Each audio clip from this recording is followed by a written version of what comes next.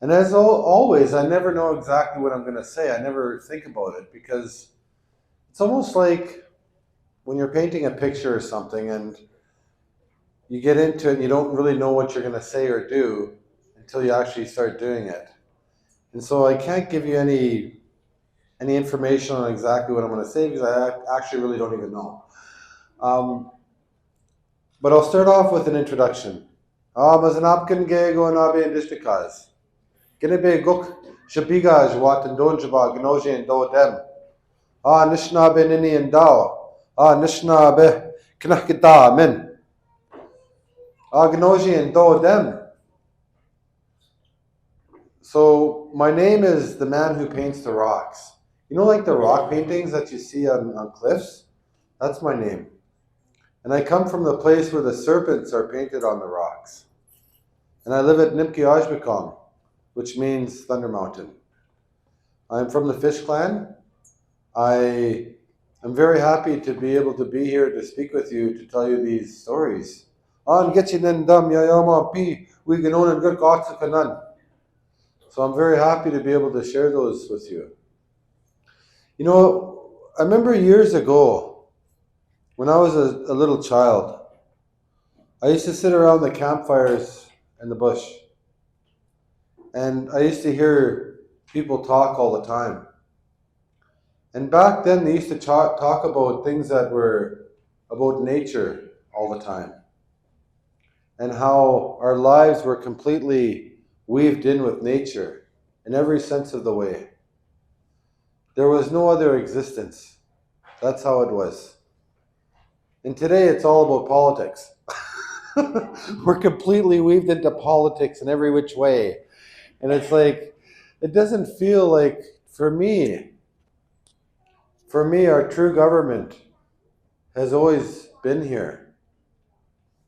And so my grandmother and my grandfather, after my mother passed away, they helped look after me. And I became their shkabelis. I was their helper. And what they taught me was part of our creation to come here on this earth is a very sacred migration that we take. And that when we're in the spirit world, there's a place called Gagage Madzoning. It's way up in the sky in the west. That's where my tribe comes from. And when we come down to earth, we go through 4 sacred powers. 4 of them. The first power we go through is fire. Then we go through the power of water.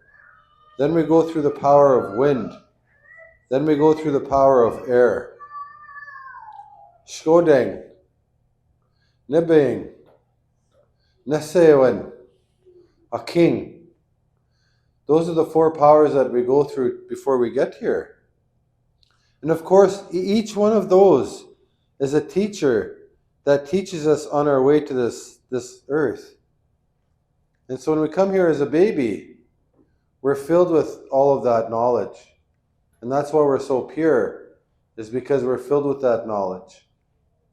And as we get older, we get away from it.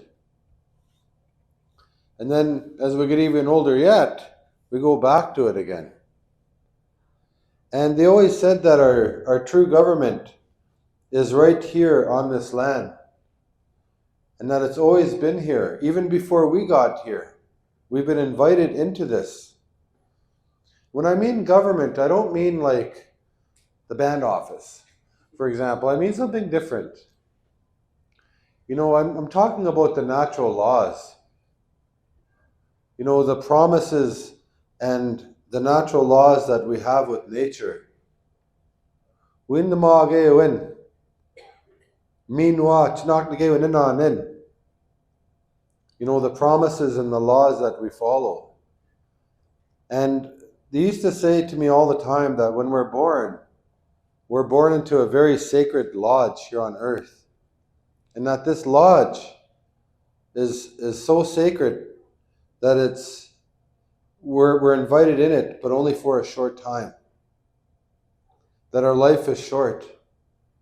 And that as we walk through this ceremony, through this lodge, we enter through the eastern doorway and we we leave through the western doorway and we go back to Gagagay Madzoning, the forever lasting place in the sky. And that in this ceremony of life, there's all sorts of spirits that run this ceremony. There's the Memegwesiwak, the little people like about this tall. They're hairy. They're short. They can be tough, but they can be kind and they're gifted with medicines. There's the Bagujaniniwak, another type of little people that are like little kids that are hiding in the rocks in the bush. There's the Pahisak, which are even smaller, that are gifted with arrows. There's the Pagawagamagog, which is like half beaver and half human, that live in the swamps. There's the Banabe Kwegok, the mermaids. There's the Chiginabe Gok, the serpents. The Nimki Benesiwak, the thunderbirds. There's the Metigog, the trees. The Wasiwag, the animals. All of these things govern everything here. Anungog, even the stars, govern this. This is already being government. We're already in a government, how I understood things. And that we're invited into it. And that this is a ceremony. And that this ceremony is our government. It's what holds our laws. And we know that over the years that these laws have been broken. And that right now our people are facing hard decisions. Giken mana nek gawin kamanan and zino an ginak nagawin anin. Mezoe, all over the earth the laws are being destroyed right now. Because people have lost their way. And as Indigenous people, I always think that we have a responsibility to uphold those sacred laws, to uphold the sacred ceremony that's happening for us. They always said that life is a precious gift. And for ever since our creation, ever since our people were invited here onto this earth, we followed this ceremony in nature. And it's a beautiful ceremony. But now we know things are happening. All those things I talked about, Wasiwag, the animals, Gigawag, the fish, Benesiwag, the birds, Nesewen, even the air, Minwa Nibing, the waters, Inchinachigaswag, Kinigago Inchinachigade Mampiach King. They're all being destroyed right now because people are not following those natural laws. Abdek we biskabing Anishnabeatswa Nikia. We were instructed by our ancestors to continue that way of life, to never let go of those sacred laws. Ndapna nan yab gdakim nan. Anishna bekanag damen. Ndapna nan kapska be ganitoing. Minwa enwaying. Going ge gon gashmigoying. Ginwin man pienchpayen. Koyag naganiwag. The women are leading. Wiji magadamawa dejwe bakmazwe.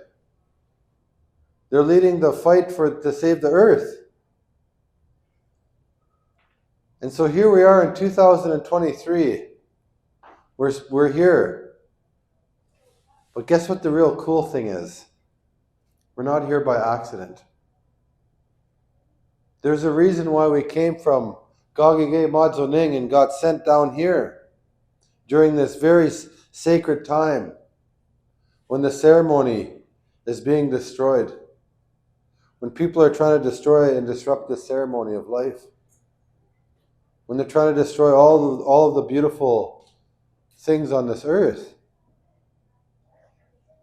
And when I think about that, they have something called Atsukanan, which means like sacred teaching, stories.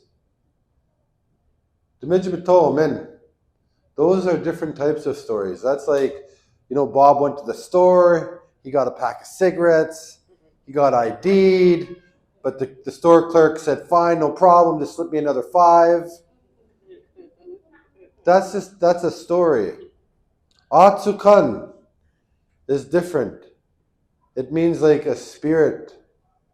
It means like there's a spirit is involved. And tonight, that's what we're going to talk about. And it's always customary that when we talk about them and when we invite these spirits into our lives to reenact the history of our people, we can't just invite them in. They may travel far to come here. We have to feed them too. So tonight before I leave, I'll get an offering plate and I'll take it with me and I'll go put it in the bush for them. Because tonight I'm asking them to come sit with us, to be a part of our lives, just for a little bit. As a Atsokhanene, as a storyteller that talks about these things, I learn too. So I may have sat there and listened to the story, but every time I tell a story, I learn from it. And tonight, I wanted to talk about something special, about mshkeke, sacred medicine. So all the stories I'm going to tell you tonight are about certain cures that happened, that I heard about people getting cured by the spirits. Because I think that right now, there's one of the problems that we face in our societies, and even in our communities, is that there's many that have become non-believers. It's just the way it happened. It's how colonization works. It sucks the belief. It sucks the whole worldview out of you. And it spits it out on the other side. And it comes out different. And we don't believe, some of us, like how we used to. Even I don't believe like how I used to when I was younger. Things change. And so tonight, that's what I'm going to do, is I'm going to try to take you through a journey of believing. And I'm going to start off with one story that happened a long time ago. And in order to know the story, we have to understand the origin of who's in this story and where they live. There's a great being that lives in the ground. That great being is called Nsagama. Nsagama is a very white serpent. And it's old, but it's the boss of all the serpents where I live. And of course, it lives at a place called Nsagama Gaming. That's where it lives. And it has a tunnel that goes down to Baka Kwe. And then at Baka Kwe Gwenda, that tunnel goes down again, and it goes to a place called Moshgudna Gaming. Then that tunnel goes down even again. It comes up at a place called Kakik Mixing. Kakik Mixing means like there's a big crack in the rock there. Then that tunnel goes down again, and that comes up at a place called Bashkiksanig. And then it goes down again, it comes at a place called Mendigwea Sin. And then this tunnel comes up at Genebe Gukshabigajwat. Then it comes up again at Mojwajing. Then it goes over this way to Genebek Niashing. And then this tunnel, it goes down and it goes to Shkodeying. And then it zips across over this way and it goes to a place called Bodashgaying. And then from Bodashgaying, it goes all the way to a place called Quikwegzhuang. And then from Quikwegzhuang, It goes to a place called Asanig. And then from there it goes to a place called Nadwe Gujing. And then it goes to Ajdab Kissining. I don't know when I should stop. I guess I gotta, it keeps going and going. But as a child, in the bush, we were raised to know all these places where the serpents had their tunnels, where the Mimigwesiwak lived, where the mermaids lived, where the thunderbirds lived, where the little people lived, where the stars had come down in the past, where there was whirlpools, where there was holes in the water.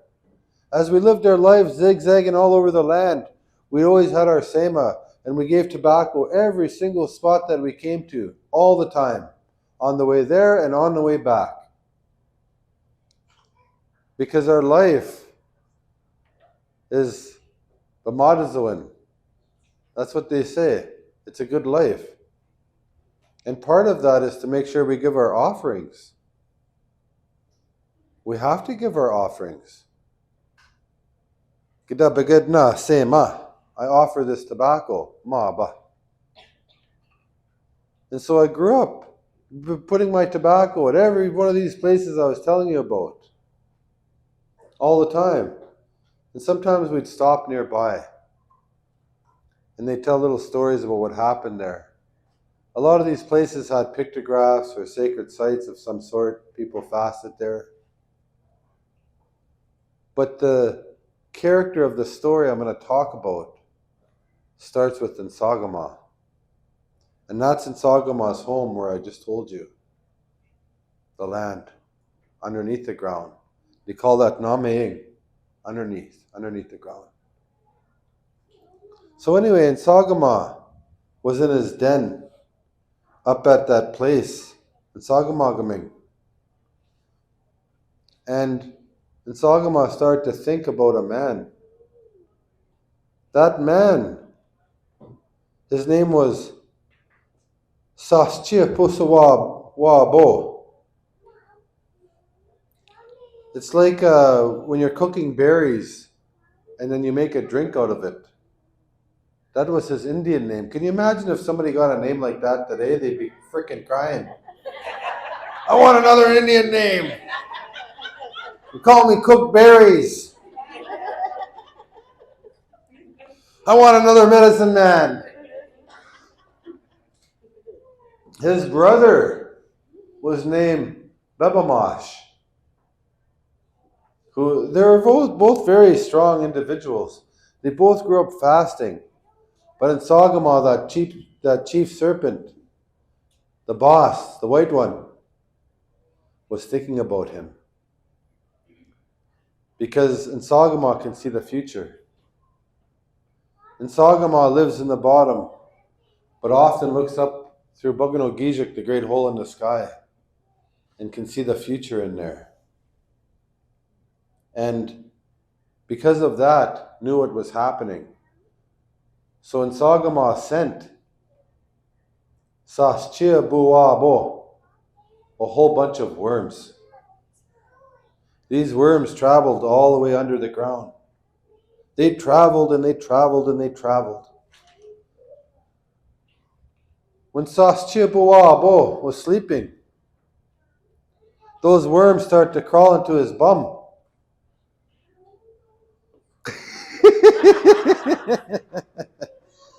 So he's scratching his bum, sleeping. You ever laughed? You did that too. Whoever laughed does that too. Anyway, he's scratching his own bum. And he's sleeping. He's in a deep sleep. But he doesn't know that there's worms going in his bum. And he wakes up in the morning and his stomach is just like this. It's full of worms. And he starts to turn gray. He's starting to feel really sick. And so his brother, Babamash, goes up to him and says, "What's wrong with you? You are fine. We just got a moose. The mousse is nicely drying. Now look at you. What happened? I don't know. I have an itchy bum. And now my stomach it hurts. So he put his ear to his stomach. Guess what he heard? Screaming, screeching, noises coming from his brother's stomach, and lots of them. It's like over and over and over. So he put his hand on his brother's stomach, and he can just feel like this, all inside of his stomach. Oh, his brother started to freak out and said, I know what to do. I'm going to go get Zod Metikons, and I'm going to burn it. A poplar tree. I'm going to burn it. And I'm going to get you to eat those coals. And that's going to clear you out. So he got that poplar stick, he burnt it. He scraped all those coals on the ground, crushed them all up, made a paste out of it with lard, with moose lard, zasiganak, and he made him eat it. But guess what happened? Those worms were too tough. They weren't having it. They spit those coals right out of his mouth. So he gagged him up. So his brother didn't know what to do. But his brother was skilled. He was skilled. He learned as a young man how to run a G-skan, a shaking tent. And he came from a place, Obijuang is what it's called. It doesn't exist anymore. But that's where he grew up, was Obijuang. And that's where he learned the power of the shaking tent. So he set up this shaking tent out of bark. He had to act fast, because there's worms in his brother's stomach. And lots of them. So he got in that shaking tent. And he got in there, he started to sing his song. He started singing it.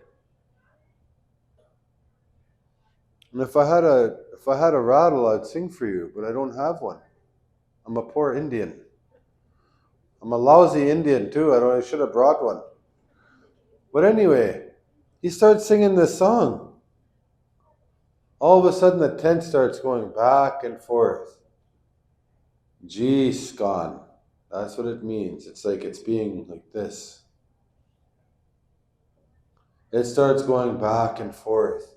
And his brother keeps singing and praying.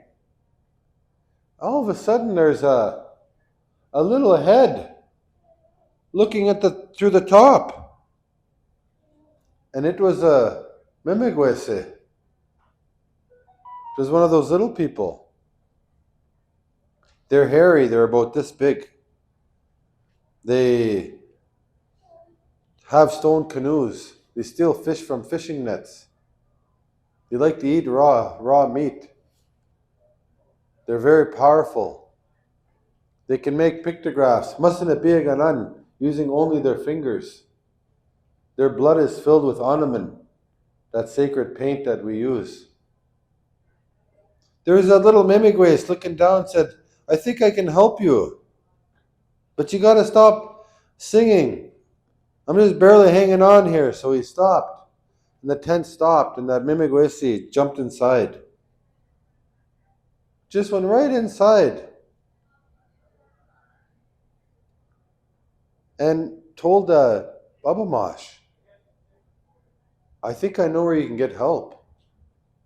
You have to go to the certain rock. There's 3 mountain peaks there. In the middle, you're going to find a place. It's called Dashkapgak. There's a crack there in that rock.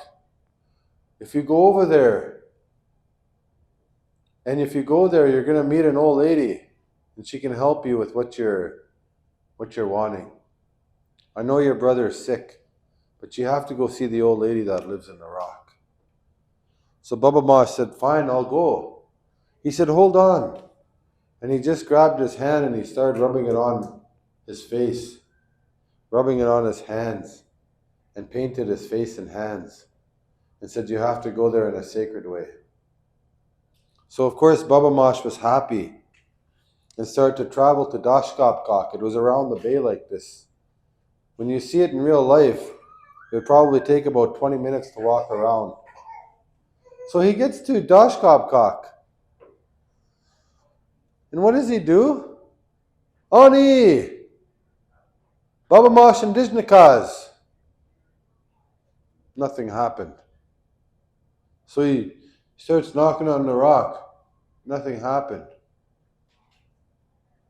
Finally he said, oh my goodness, is anybody in there?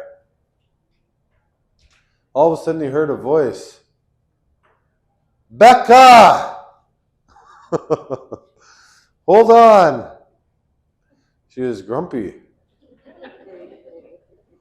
All of a sudden the whole ground started to shake. He started to shake, so he held on to the rock. And that rock, it started to open up. Dashkapkak started to get wider and bigger. And that voice said, come on in, climb in. So he did. He went inside that rock. He started to climb in there. And as he got in there, it opened up. When he got in there, it was big. There was caves all over. Wajanan, all over the place.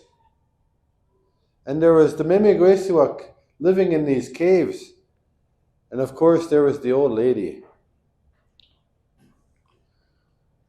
And she had long breasts. They were about this long. And I don't know why that's part of the story. But that's what I was told. That's just what I was told. And so and when she walked, they swayed back and forth like this. So Baba Mosh didn't dare to say a word. Because of course this grandmother is very powerful.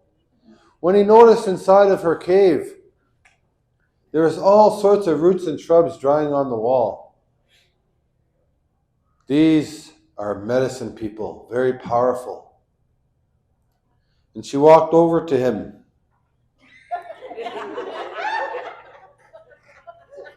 And she says, I know why you're here.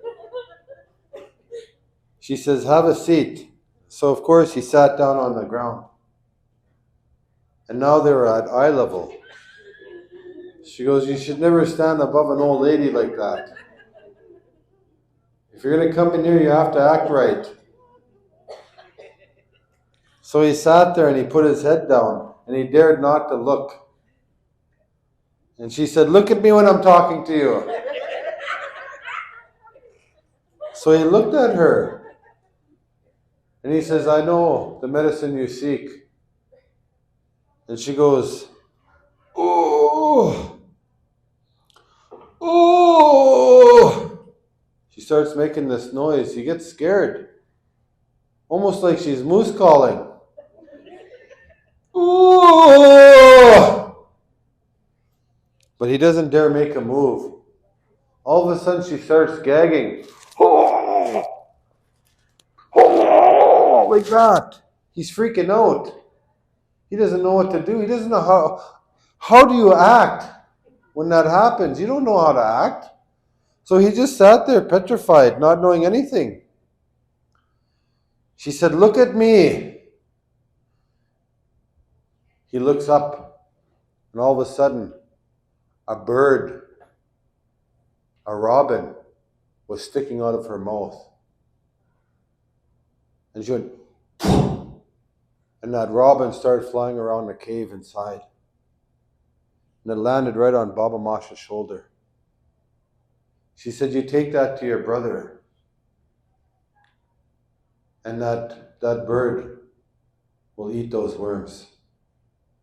Go now. So he got up and he thanked her and he said, I appreciate it. Just go, she said. She was mad.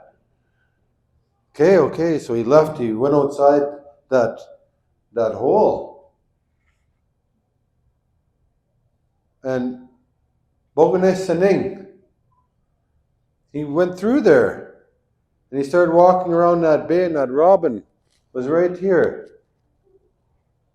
He got to his brother and he told his brother, I got you some help. He's passed out. And that bird jumped off his shoulder and stuck its beak into his mouth.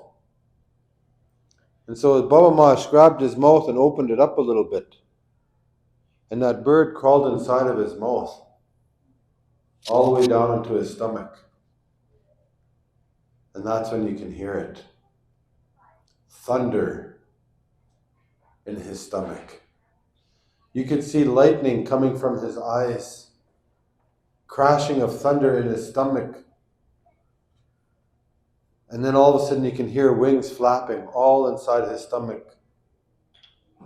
All inside.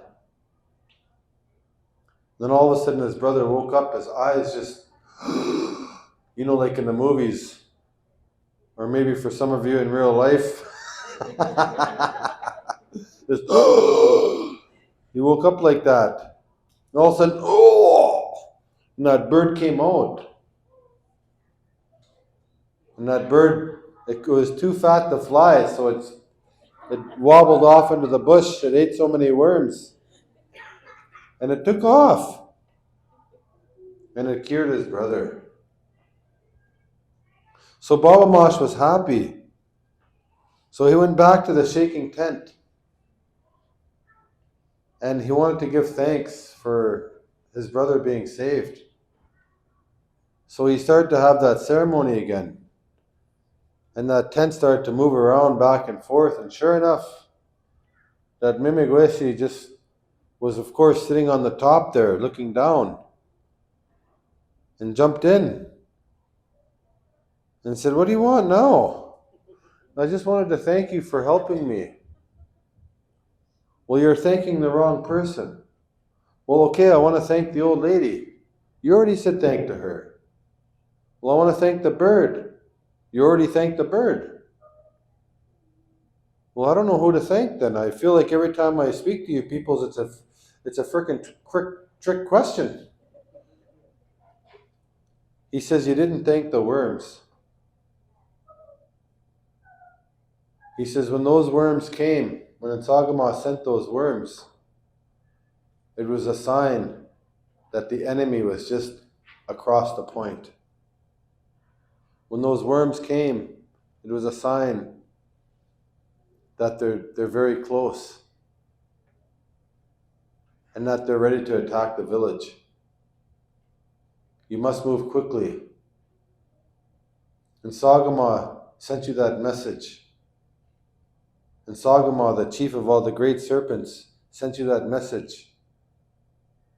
The enemy, they're already at Nskmukniashing, which wasn't far from where they were.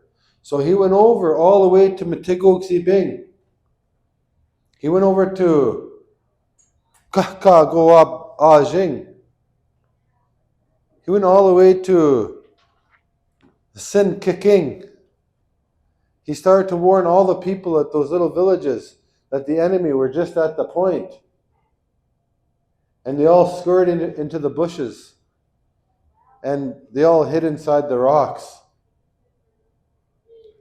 at this place called Bashkik. And by the thousands, the enemy paddled by slowly. Many of those canoes were empty because the enemy were using their special powers to be invisible. And they were just by the thousands of them. They slowly went by. And the Nishnabek sat in their little caves and little nooks and crannies, hidden in the bush looking down at the lake, seeing all of them pass by. His brother got sick for a reason. It was to send a warning. And because of his sickness, everybody got saved in the village. Everybody took refuge in the rocks and was saved. That was in Sagama. And Sagama seen everything. That great serpent seen everything and coordinated everything before it even happened. And of course, at that time, our people were very happy and very thankful. So they went to the rocks where Sagama has his main house, and they painted that picture. They call that Masanabegan, when you paint on a rock. So he painted that there as a reminder of what happened a long time ago, when the people relied on the great medicines of the earth and the stone to help them. It wasn't even about Sastia Boabo. It was about saving the entire village. That medicine saved everybody. Sometimes sickness isn't what we think. Sickness has a spirit. This spirit was good. Of course, we know nobody wants to die. We all want to live to be forever. That's our number one goal. None of us want to get sick and die. I remember old people used to say all the time, make food and gather, because it pushes sickness away. And when you do that, people will be healthy. Because when we don't do that, sometimes a life will be taken just so people can gather and eat. That's what they used to tell me. So gather often, tell these stories often, eat often, laugh often, as it pushes sickness away. But if sickness comes in, pay attention. Think, pray, try to understand it. And right now our people are faced with this. They say that sometimes people come into our life and they come to us to bring us great medicine, and then they go back home where they come from. I lost 2 little kids when I was a young man in an accident. It was sad. But over time I realized that was their journey, was to come to this earth, to bring us medicine, to bring us love and light and happiness and good health and understanding. Then it was their job to go back home. That was their journey, was just to come here as like little spiritual male people, that just come here and deliver these special packages, and then they go back home again. We're only here for a short time, and it goes by quick. It just seems like the other day I was that baby. Now I'm over half century. It goes by fast. And I think if there's one thing that our children are missing in schools, is they're not taught to believe. They're taught to not believe. We live in a society where, the indoctrination of Western education is completely wiping out Indigenous knowledges and worldviews. And I refuse to not be a believer. I can't not be a believer, because I've seen too much. I've seen too many miracles happen. I've seen too many good things. It's true. Not everybody can live forever. If every ceremony worked and every song and everything worked, we'd all live to be 1,000 years old. Sometimes our job is to come here, bring medicine, and go back home. It's a sacred journey. So we have to take that medicine with us, and we have to cast it into the hard-to-reach places of the earth so that other people can get it.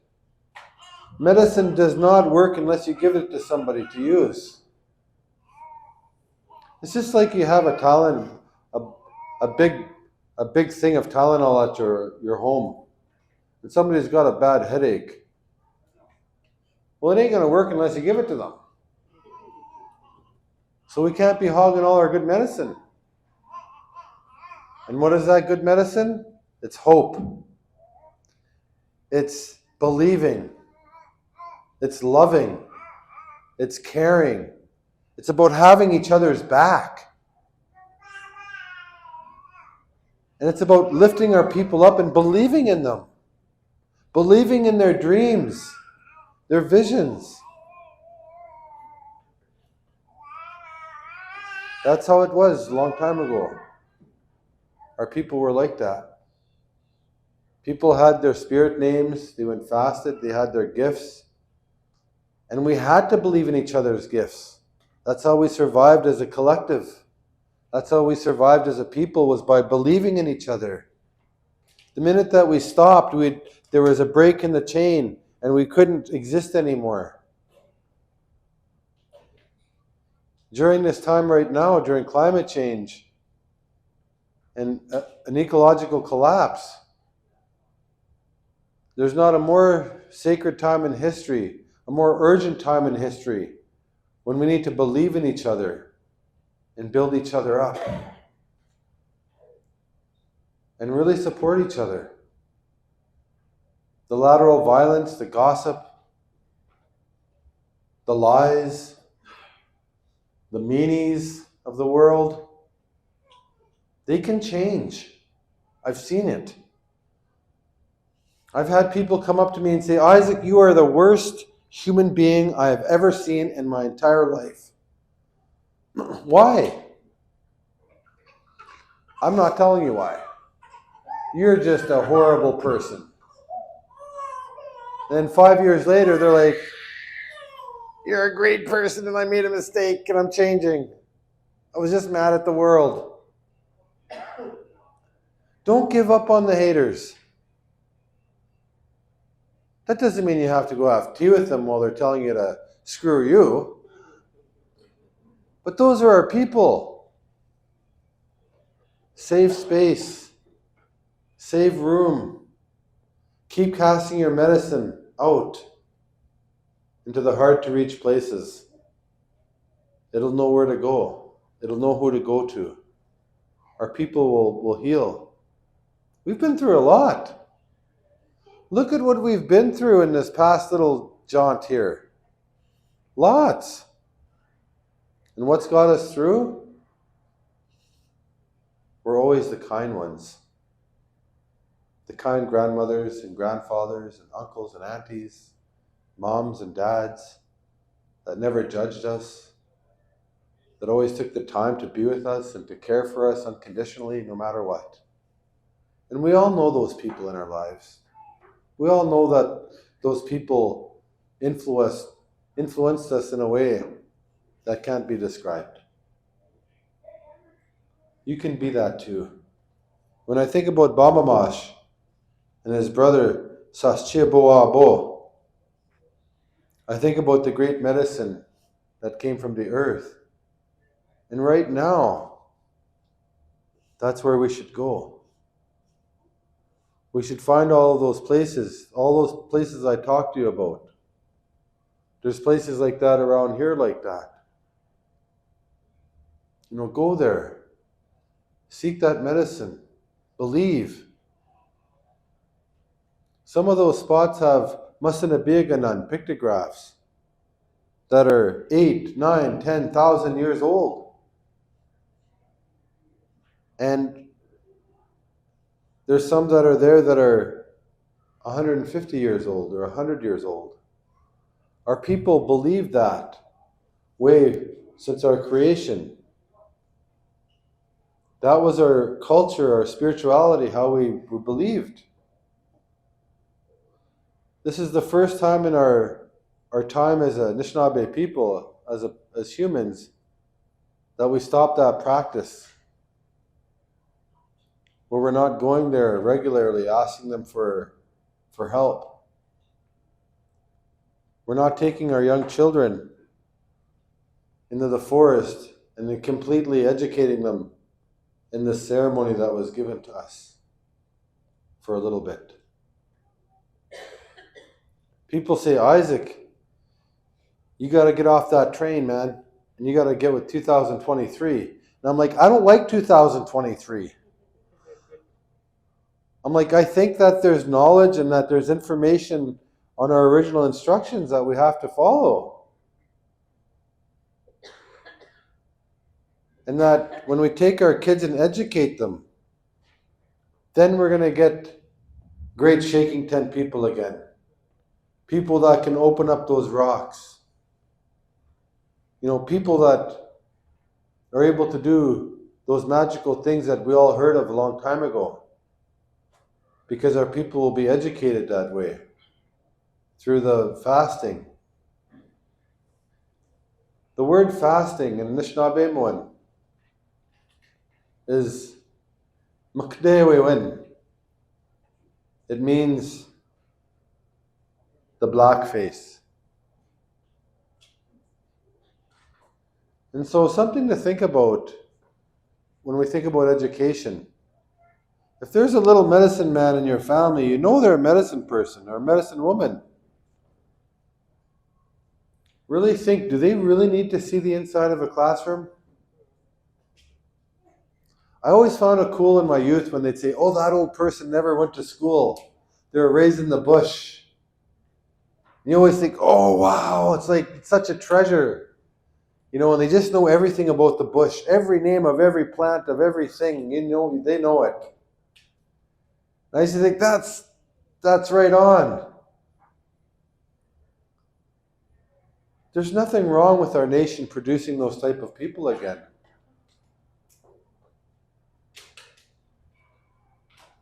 Who are the boss of us?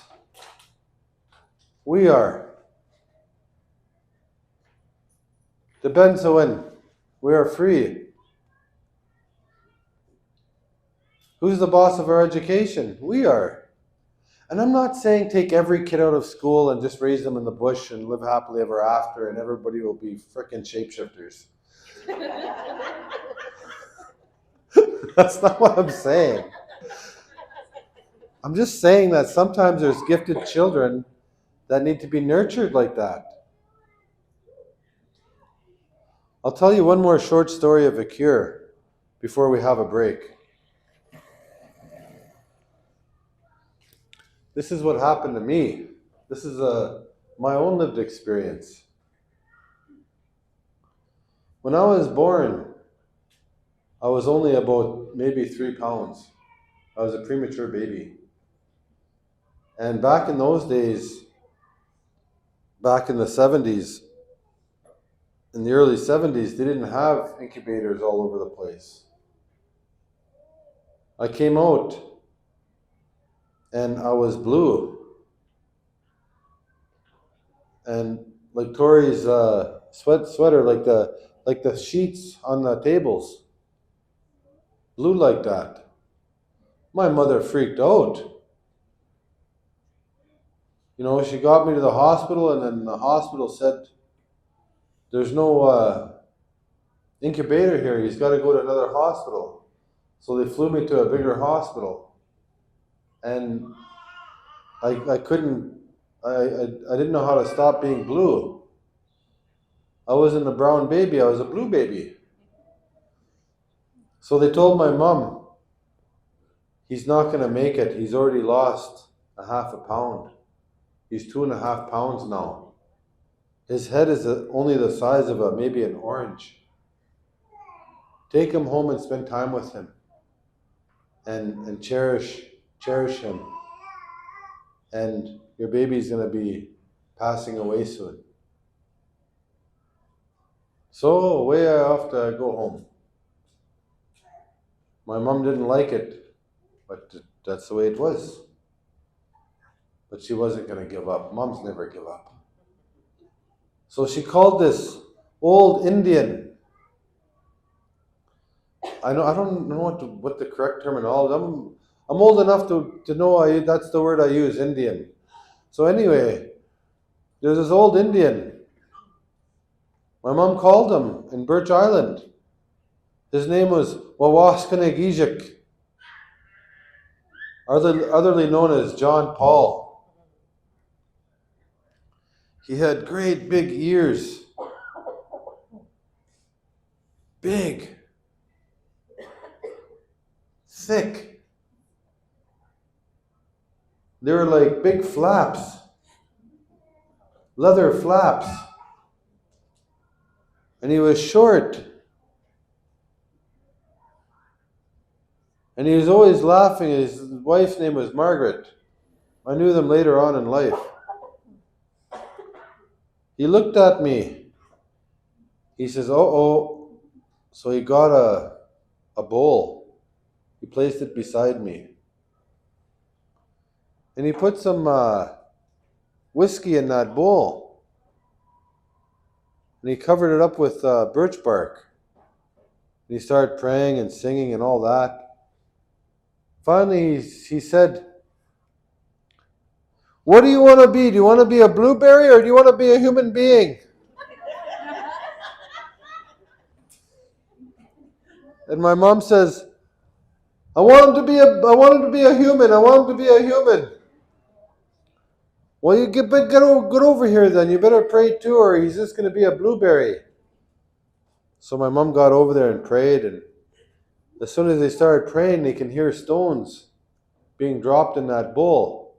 Plunk, plunk, plunk, plunk. Finally, they were done.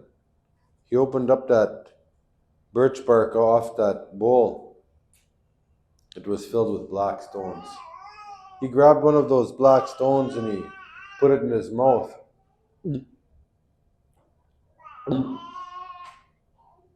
Swallowed it.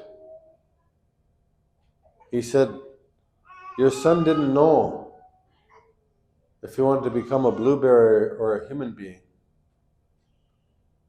But he's chosen to be a human being. And he's going to survive. And he's going to live. Go bury these stones in the backyard. Bury it underneath the ground and cover it up with tobacco. He's going to survive. He's going to live." And told my mom a prophecy about me. But I can't tell you what that is. Because it's, you're going to judge me. But anyway, he told my mom a prophecy about me. That during a time of a great war, that I was going to emerge. And there was other things about that war. And she says, he's going to be okay. And you know what? I started to turn brown. I went from a nice dark blue, and I started to turn brown over time. By morning when the sun came up, I was a nice brown baby, Indian baby. And he cured me. My mother paid him $20, a Mickey, a bag of food, and a blanket. That's what she gave him, and he cured me like that. And so I think about those things. The power of prayer, the power of believing, and the power of asking. We don't know what's out there in this world. Like I said, all this life is being governed, is being conducted by these very ceremonial beings. And we've been invited into this lodge of life. It's very sacred. Sometimes we have to reach out and ask for help. And some people, because they're so, over time, they develop relationships with those spirits. They're always talking about them. They're always going there. They're always giving them presents and gifts and offerings. They're making matigo, zenba matigo and suck all the time. Giving them. Like sticks and ribbons tied together. They develop relationship with them over time, friendships. And that's how they're able to, those spirits will lend them their power. John Paul, he got his power during a storm. His boat was going back and forth, back and forth. And he got stranded at Dogening by Wukumkong. And he got stranded on an island. And that lightning bolt hit that island. Frickin' burnt up the island. Frickin' burnt that little island up. And I guess he was just young and he just covered himself up with dirt and everything and he survived that fire. But when he came out, he was never the same again. The spirits favored him during his fasting when he was a little bit younger. He got educated through his fasting. That's what they used to say about our young people. Take them out to go get educated on the land. Take them out to fast so that they'll know something. We're not in 1800 or 1700. We're in 2023. This is like no other time in our history. It's different. Like I drove here with my truck. That should be impossible. You know, we're all sitting all nice and bougie here in this beautiful place. This should be impossible. But the world's changed. And a lot of people say we have to go change with the times. I say we don't let go. Going. We never let go of who we are. We hang on, especially now. Maybe some of you are out there, maybe you're sick. Maybe you got an illness. Don't ever give up. Don't ever stop believing. And if you're somebody that has a friend that's sick, or a sister, or a mom, or a relative, always keep believing, pray, right to the very end. Remember, my buddy came over one time from Ganabajing. He came up to Nimki Ajbakong. He said, my auntie's dying in the hospital at Moshgudna Gaming in Elliott Lake. I was wondering if you can say some prayers for her so that she can have a good death. I said, I can't. He said, how come? You're like a brother to me. I said, I'm not that way. I said, I'll pray for her so she can have a long life. So I said, here, I got some abzichigan, this medicine I make. I said, you give that to her and pray for her. I said, and see what happens. I just seen her just walking down the street 3 days ago. Off of life support and everything.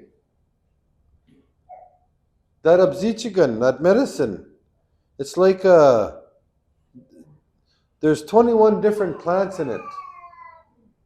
Abzichigan. It means like to revive something, to bring it back, to make it fresh again. Maybe I need some, I don't know.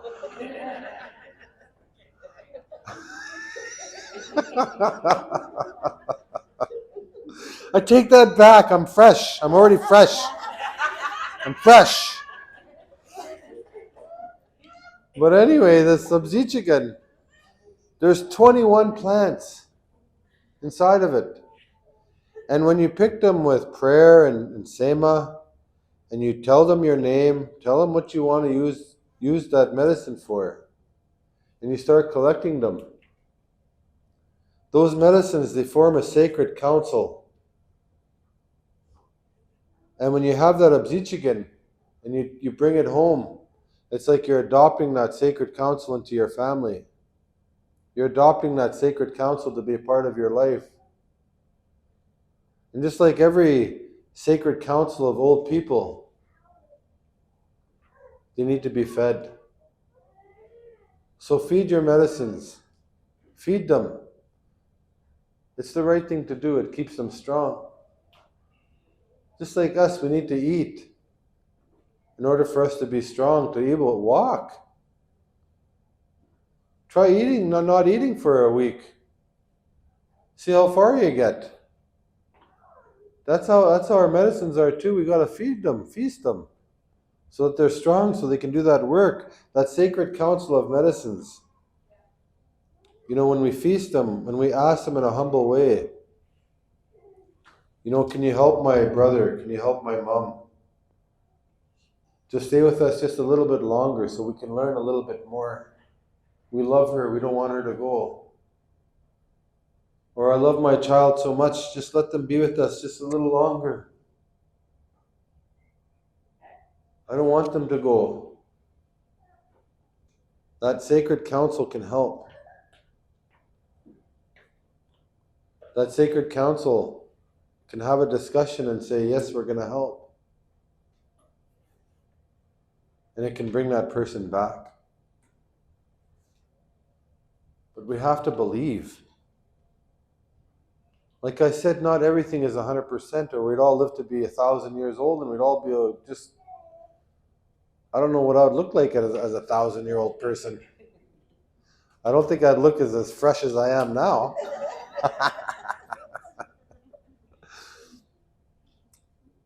There's a greater law that governs everything. But I guess before we have a break, I just want you to know something. That nothing is impossible. Everything is possible. These stories, these Atsukanan that I'm telling you, really happened. It's a part of our history. It's a part of our spirituality to believe and to trust and to give to the spirits so we can survive whatever is coming. And there couldn't be a more important time in history than right now than to be that way.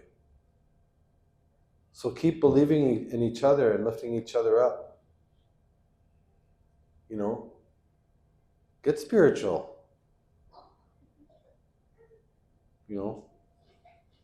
That sounds funny. Get spiritual. Don't be ashamed of who you are. Be proud. And there's nobody on this earth that isn't from this earth.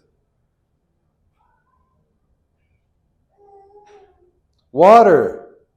You think it discriminates who it gives life to? It gives its life to a frog, a worm, a fish, a deer, a tree, a human. And our bodies are made of water too. 75% water. I'm 75% water and 25% dry meat.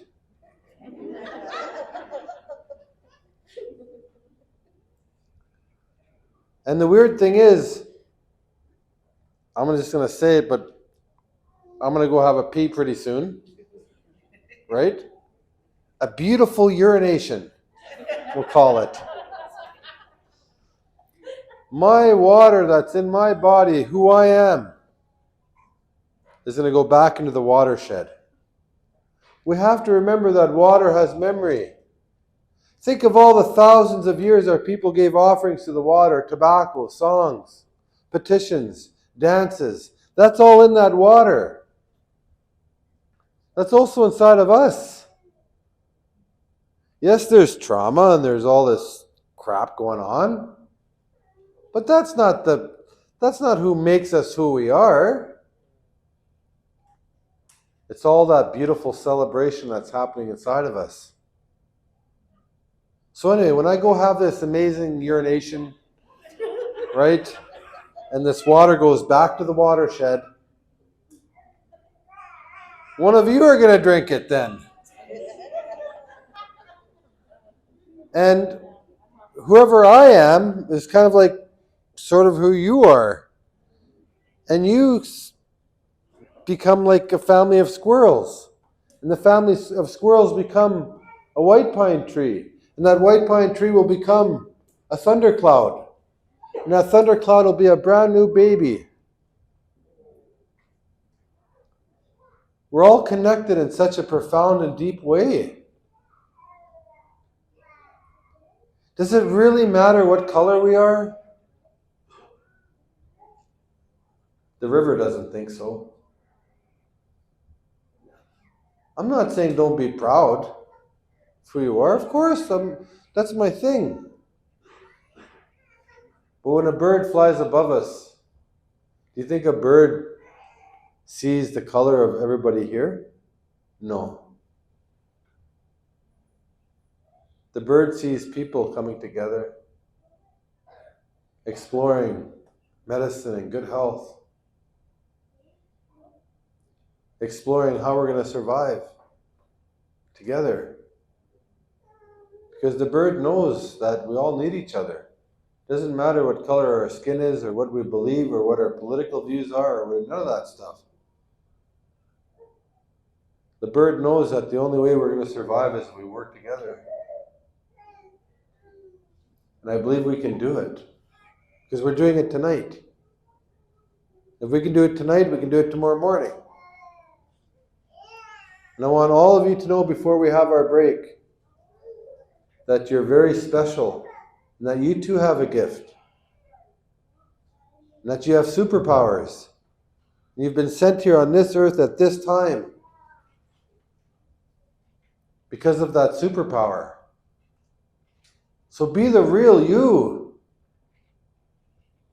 Don't let society conform you and trick you into being a colonial robot. You know, that's the last thing we need. I don't like that. We have enough colonial robots all over, oh damn place, all over the place.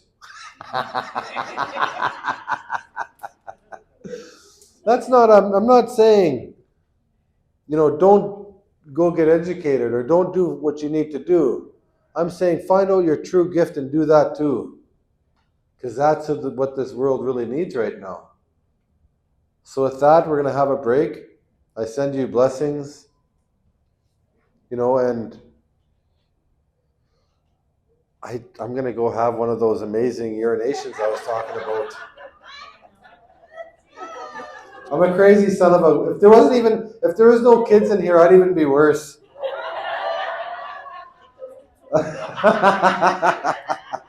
Thanks, everybody. We'll take a 15-minute break. Now.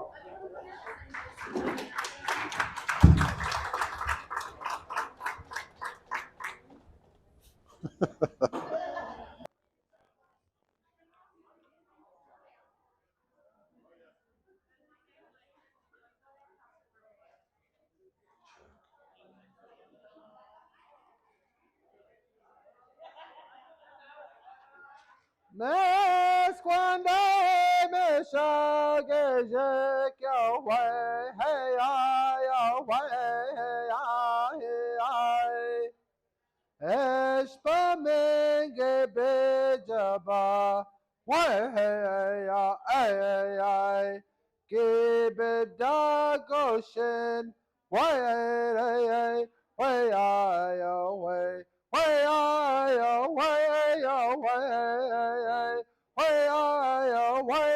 way I Espamenge bedaba way I Gibeda goshen way way I way way way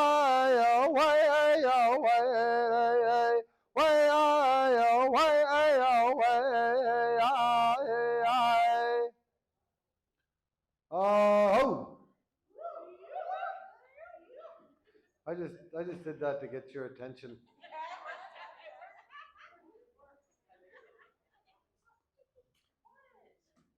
So we can, I know everybody's over there with the books and all those things, but the stories are more important. You can buy them after.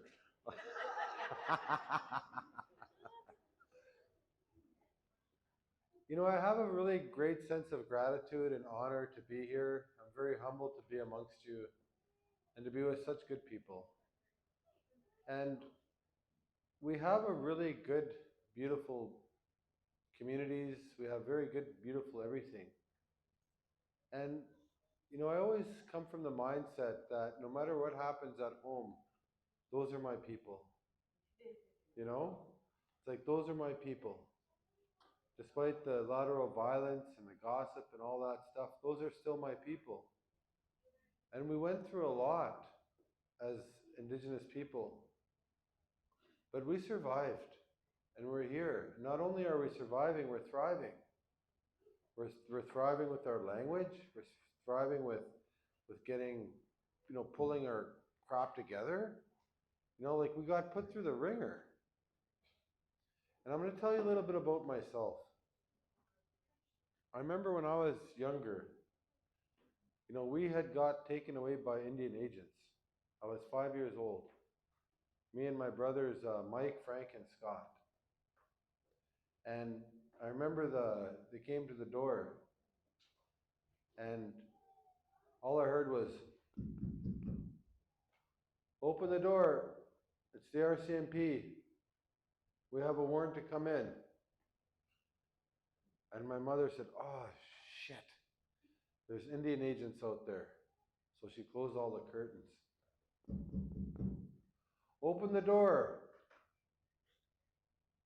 We have a warrant to come in." My mother said, "I'm not letting you in. Stand away from the door. We're going to kick the door in 10 seconds. 10 seconds, the door got kicked open. And me and my brothers were just hanging on to my mom. My dad was off, and he was back in those days, he was I don't know what you'd call him, Indian rebel, I guess. He was a part of the movement and trying to fight people in Ottawa, I think. But my mother was scared, and we're all crying, hanging on to my mom. And they just pulled us off, and they threw us in this van. And I remember they sped off, and when they sped off, they hit what I thought was a speed bump.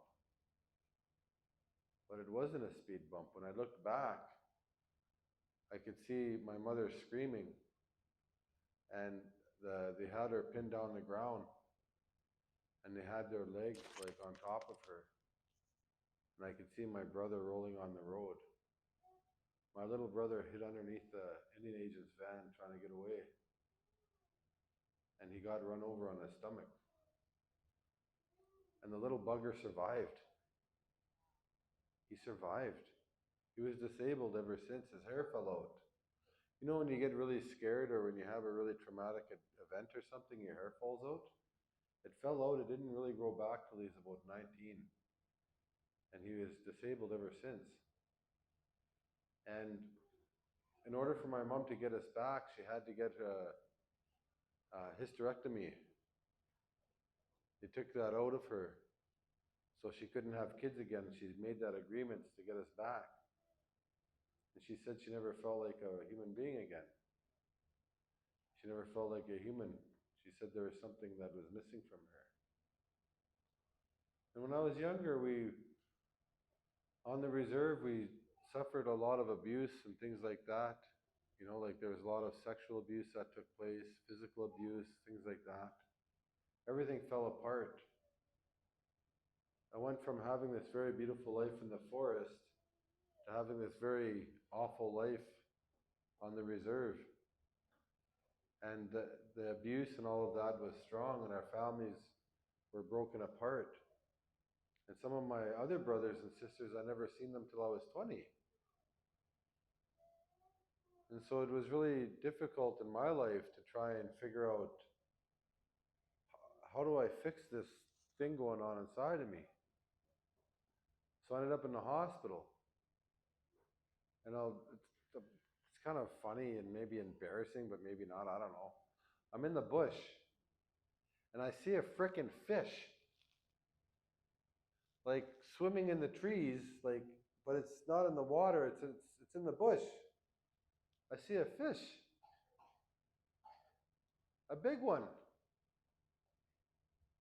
So I knew that something was wrong, so I went back home and I told my mom, I said, I seen a fish in the bush. And next thing you know, I'm at the hospital.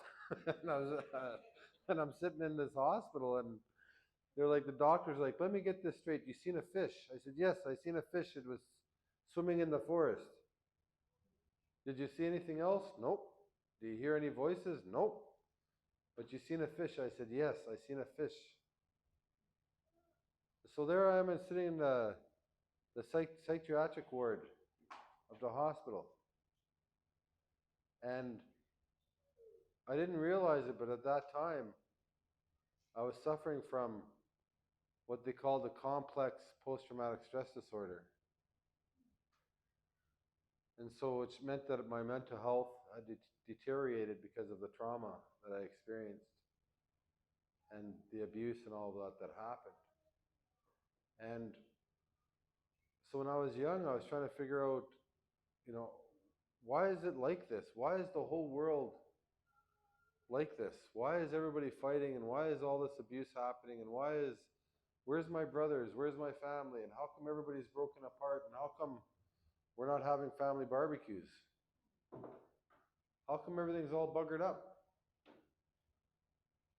Because I see other families having barbecues. I don't know if I was like, how come we can never have a family get together? How come we can never do things as a family? Our family is so torn apart by the residential schools and the intergenerational trauma that, we all had mental health problems and all sorts of things. And so as a young man, I suffered severely from that. But at that time, there was no such thing as mental health. Back in those days, they just put you in the hospital and gave you a bunch of pills, and that was it. So what leaves me, this is a sad opening to my next talk about healing, which is this part here, the heart. I ended up getting shacked up at a young age, because that's what I was told to do. My mom said, you get out there and you go get shacked up right away. You pump out some kids right quick. I said, it's not, you just can't go out and pump out a couple of kids. Like, there's a complicated process in all of this. It's just, you're talking to the wrong person even, like, like, you just never mind, you get out there, I want to have some grandkids. Back in those days, that was very common when you were young, to have your kids young. And it was kind of encouraged in a way. I'm not saying now, are all you kids watching to go have kids. Don't attack me here. But in my generation, that was a very normal thing. You get shacked up young, you have your kids young, and you go work you become a fisherman, you go trap, you hunt, you look after your family. So that's what I did. But I lost 2 kids in a car accident. And they died. And then I was in a gunfight. No, I just happened, like I was at the wrong place at the wrong time. I wasn't instigating the gunfight. I was just at the wrong place at the wrong time, and next thing you know, there was this fight next door, and the guns were out, and my friend got hit in the head, and there was an axe, and somebody got shot, and all that stuff. And I didn't realize all these things were starting to weigh on my brain, on my heart. And then there was these tragedies, like all these things happening, suicides and all that, and my mother died, and my uncle, everybody's dying all over the place. And I didn't realize that it just kept getting compounded inside of me. And even though I was a bushman, I wasn't really dealing with that inside as a man. And I didn't know how to look after my kids. There was no way I could look after my kids. I mean, they passed away, but then I had another one because I'm a champion like that. You just keep pushing forward, right? So you know what I mean. The guy back there, he knows what I mean. He's, he's like that. So I have another kid, and I remember, you know, I was thinking to myself, and we had cloth diapers. We never had the regular diapers like now, and I used to wash the diapers. And I remember the very first time she asked me, she says, "Can you change the baby's diaper?" And I was like, "Am I allowed to?" She's like, "Yeah, change the diaper. I can touch. Am I allowed to touch the baby's bum?" Yes, you can touch the freaking baby's bum. Like, wipe. Actually, I want you to wipe and clean the baby's bum. But I didn't know. If something happens to you when you go through all that, right? And I was scared of the baby. And so I was laying there one time, and the baby is just naked, and she puts the baby on my chest. And I thought, oh, you better not do that. We're going to get in trouble. And they said, you can't get in trouble like that. So I remember calling the ICFS, Indian Child and Family Services at the time. And I actually asked them if I was allowed to do that. And they said, yes, that's a healthy thing to do. That's a normal thing to do. But I literally did not know how to be a parent because of the trauma and everything that was inside of me. I just didn't know I thought that was wrong. I thought it wasn't right to be able to change a baby's diaper and all this stuff. And so I had all of this trauma and all of this irrational thinking in my mind. And plus I was seeing fish swimming through the frickin' forest. And so I couldn't be a father. I had to leave. And I left my first daughter. And I felt bad. I felt guilty. And because I didn't know the marriage fell apart, and we both didn't know how to be parents. The wife was in residential school, and everything fell apart. And I remember one time I was sitting there, and I went and seen this old lady, and I said, I said, something's wrong with me. What's wrong with you? I don't feel good inside. Everything's all wrong. I'm mad. I don't know why I'm mad.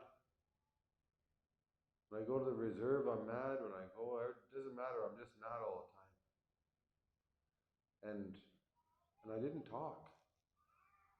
Like, I wouldn't talk for weeks. That's really hard to believe, but I couldn't. Sometimes I wouldn't talk for weeks. And she says, "Let me help you." So her and her husband got some stones, and they put them in a frying pan, and they put a blanket over my head, and they made me breathe in all that medicine. And on Sichigan is what it's called. And I breathed it in, and she looked at me and she says, it's okay to hurt. It's okay to not feel good. It's okay to be confused. It's okay to not know what the hell you're doing. All of these things are okay because of what happened to you. She says, but you're the only one that can fix them, make them right again. She goes, so you got to get to work.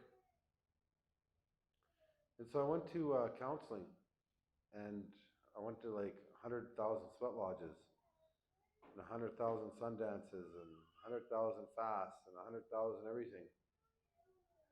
And I was in my probably late 40s, and I decided to go to therapy for a second time. And so I went for 2.5 years for sexual abuse trauma. I went to the reserve at a funeral, and I thought all that stuff was behind me, and my abuser sitting at the same table. And something happened to me, and I just kind of fell apart. And it just brought back a whole bunch of memories. It's like a spider web. As soon as you ding one little thing, the whole spider web, everything in there gets dinged. So off to therapy I go. And I was embarrassed because I was a man. I don't like to talk about my feelings. And I thought maybe it was a sign of weakness or a sign of whatever, being a wimp. Because I was a hunter. I'm the guy you call when you want to go in the bush. I'm the guy that you call when you want to go fight somebody. I'll take him on. So it felt weird, like going to therapy and all this stuff. It was very different. And it was the best decision I ever made in my life. I never cried so much in my life. I cried and I cried and I cried, and sometimes she wouldn't even say anything. I'd walk in to start crying. I'd cry for an hour. She'd say, "Thank you. See you later. See you next week." Go to the sweat lodge. I found myself bawling in there, Go see an elder, start bawling all the time, bawling here and bawling there. I was just a big crybaby for about 2.5 years. And our mouth is connected to our heart. You ever seen those old pictographs where you have a line from the heart that comes out of their mouth? When we speak, it comes out of our mouth, but it comes from our heart. And when we have a hurt heart, that's how we can let it out. It's not just to bring in nourishment and food and vitamins. It's also to release something else too. That's why we have things to cry with our eyeballs. We have the tears and all that to make us cry so we can let it out. And so I had to let my pain out that way. And so my way of life became, ceremonies and talking about it and forgiving, letting go, all these things. And it helped me because I was a father again. Like I'm one of those guys that don't give up, like the guy in the back row there. Right? So I was a new father again, so I felt obligated to be the best father I could be, to be the best person I could be for my family and for my community. And so I had to go through a whole bunch of work, and it became a way of life. Healing became a way of life for me for a long time. It had to be, because I had to get it right. And I started to mend my relationship with my other daughter and my son. And before long, I have a happy little circle of family. The first time in my life. There's only a few of us, but we're strong and we're together, we're happy.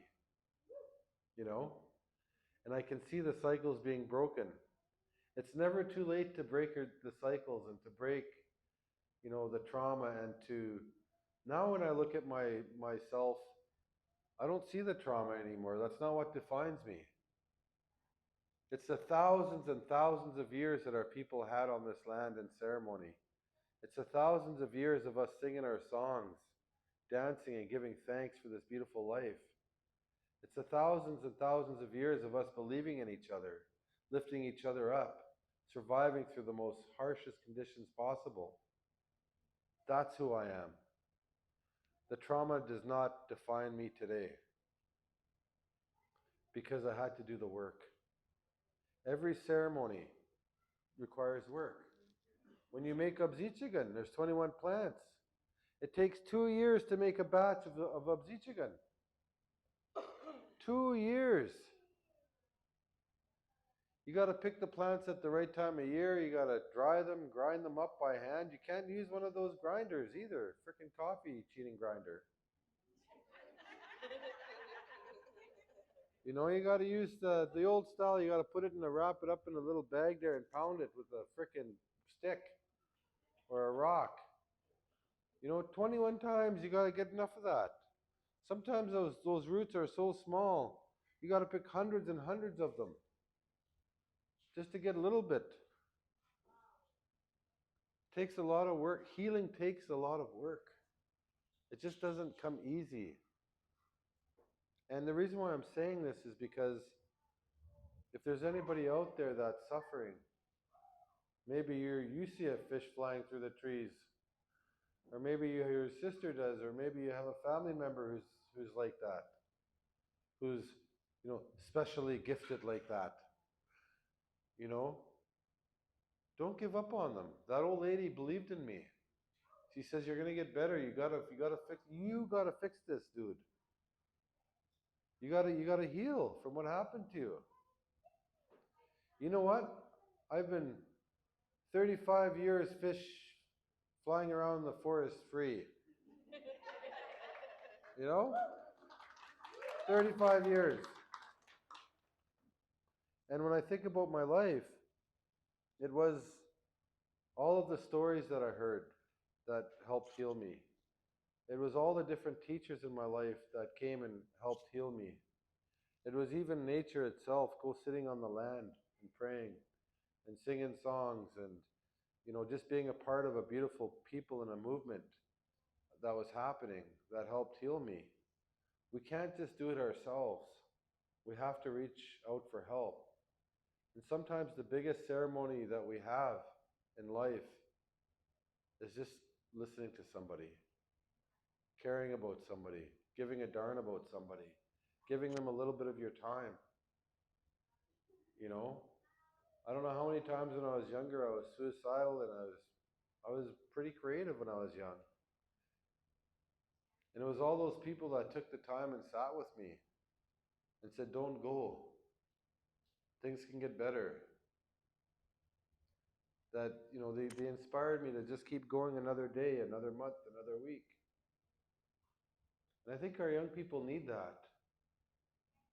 Our young people are suffering.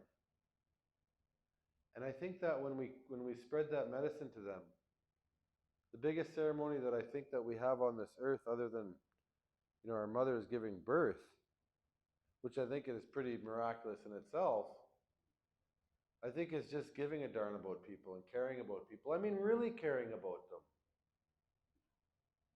them. That's a big ceremony. Remember when I was talking to them in the beginning, we enter the ceremony and we're in a sacred lodge. And it's a beautiful ceremony and there's laws and we're being governed.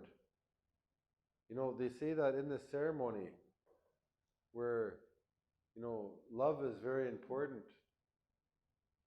and that love can save a life. The act of loving somebody and caring for somebody can save a life. Just being there, listening and being their friend and just giving a damn can save a life. I know that because it saved mine. Over the years, people listened to me.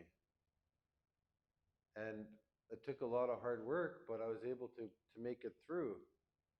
And now I have a family again. And for me, that's pretty big. That's big time. Because everything that I always tried always fell apart.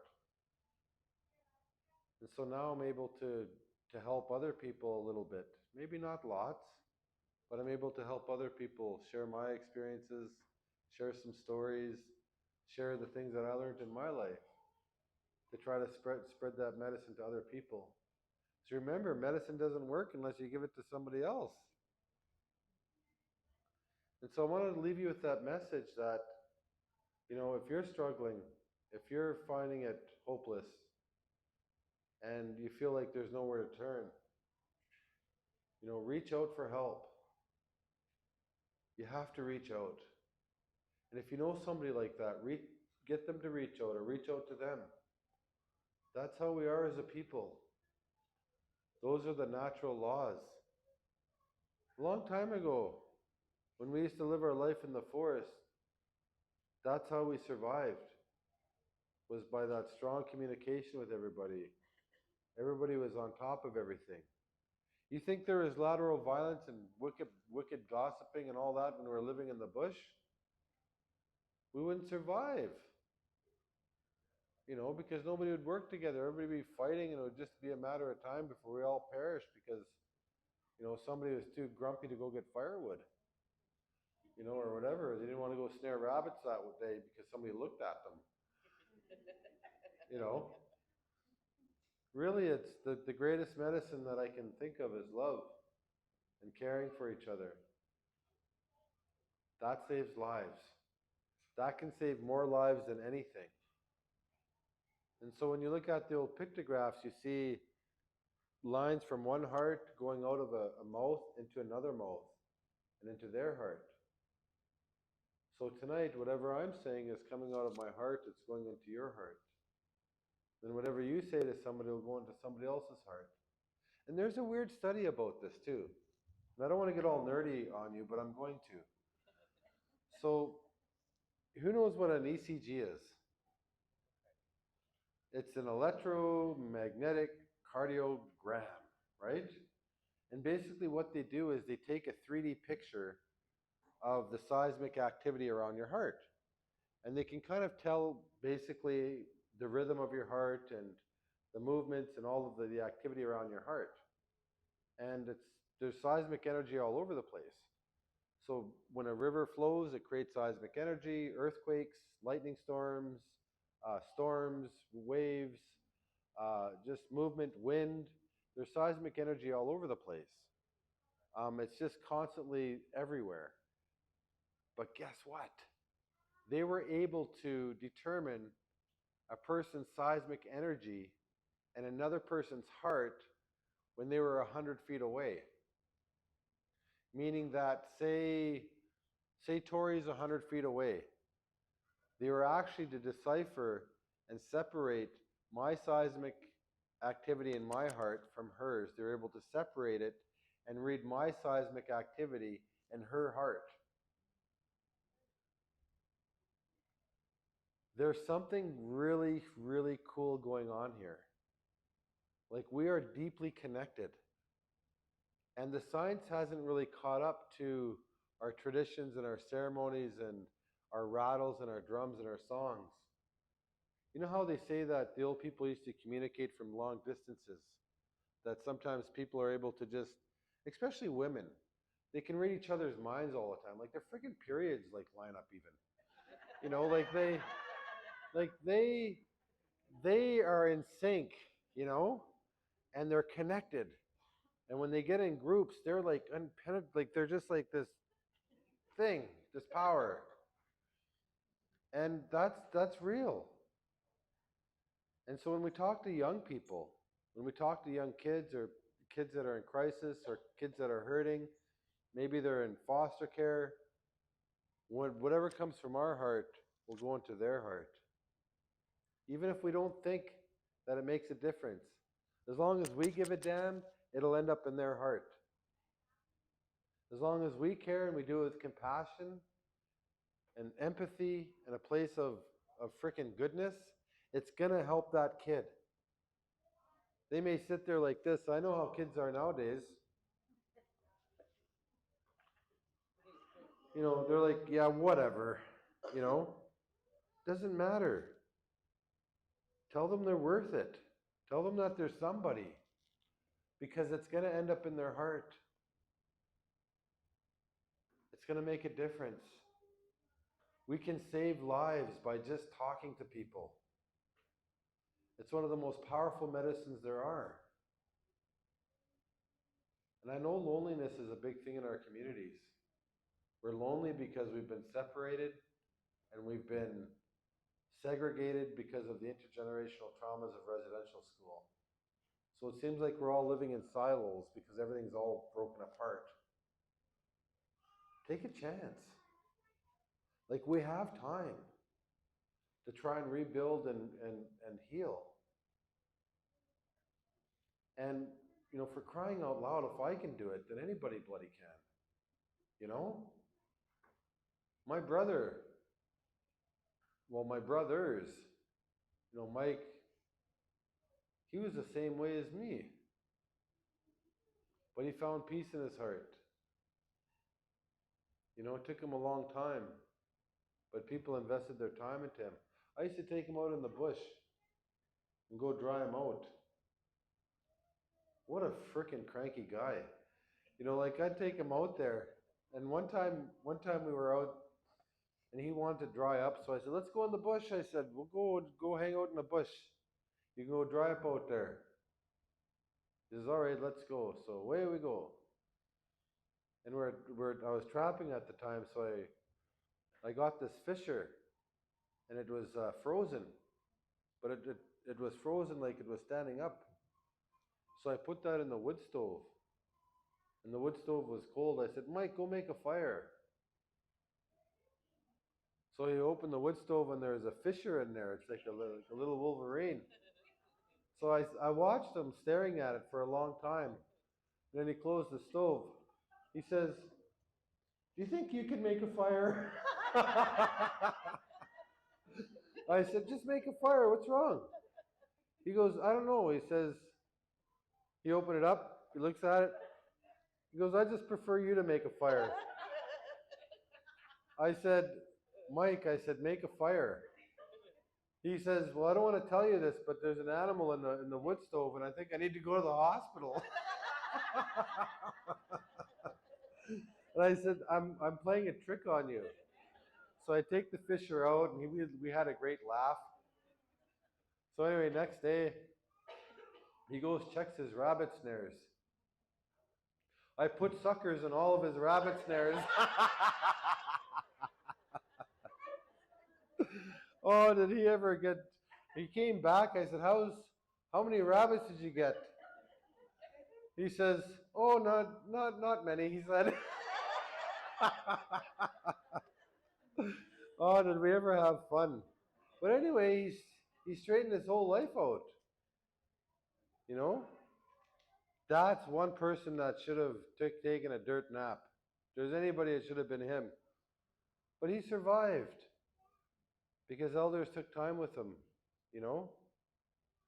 He had some brothers that gave a damn about him. Spent time with him.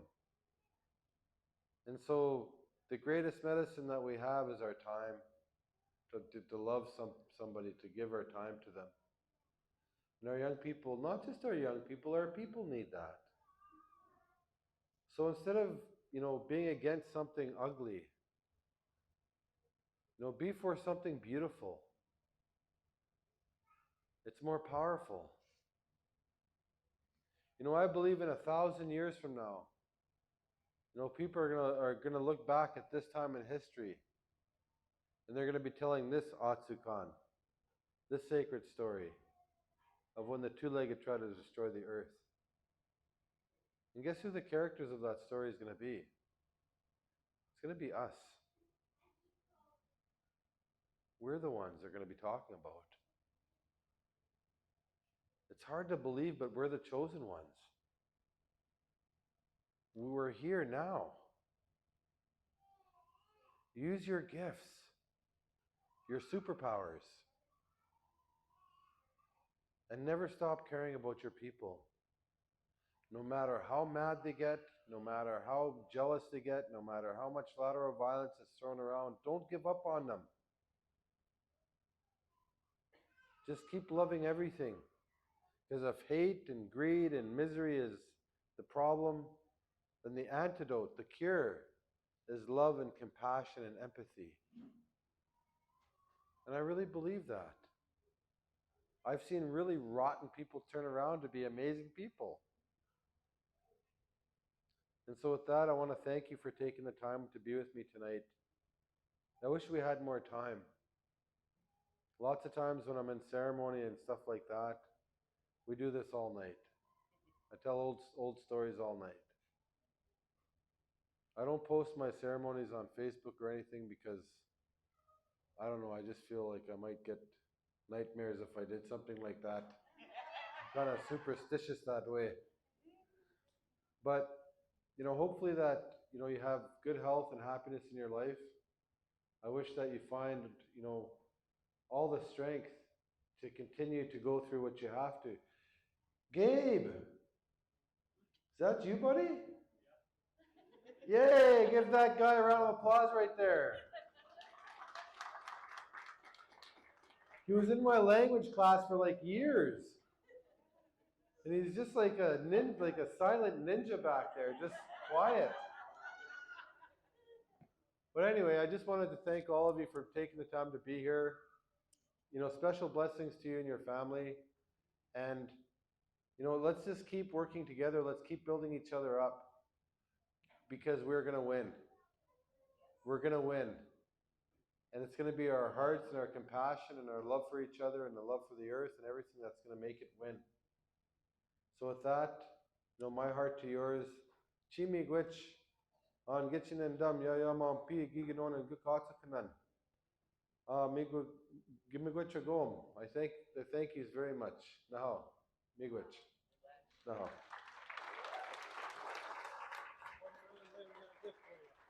Oh, nice. Got some swag for him. Another gift bag. Yay!